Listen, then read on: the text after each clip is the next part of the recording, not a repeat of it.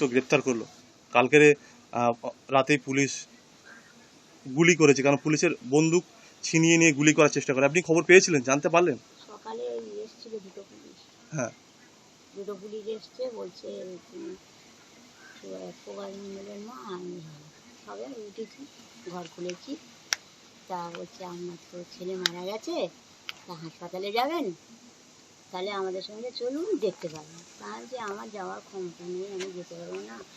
আমার স্বামী অসুস্থ খুব, আমার স্বামী এই 83 বছর বয়স, 4 বছর বয়স, সে উঠতে পারে না বিছানা থেকে, আমার যাওয়ার ক্ষমতা নেই, আপনারা যা করবেন করুন, আমার কোনো আপত্তি নেই।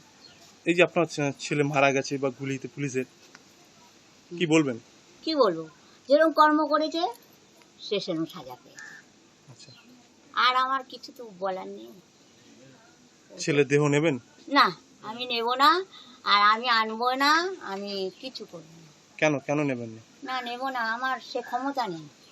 আচ্ছা, আমি যে আনবো, ও ভালো কাজ করে মরেনি, ও যেরকম করেছে ও মরে গেছে, আমার সে সুখ শান্তি নেই, আমি আনবো না দেহ, আপনারা যা করেন। পুলিশের এই কাজ নিয়ে কি বলবেন? এই যে পুলিশের বন্দুক ছিনিয়ে নেওয়ার চেষ্টা করছিল আপনার ছেলে। খারাপ কাজ করেছে, আচ্ছা, খারাপ করেছে। আর যে ঘটনা ঘটেছে, হ্যাঁ, এটা কি মনে হয় যে কিসের সাথে ও জড়িত আছে বা জড়িত নেই? দেখুন, আর এসব কথা আমাকে জিজ্ঞাসা করবে না, আজ 5 দিন না 4 দিন ধরে খালি একই সব জিজ্ঞাসা করছে।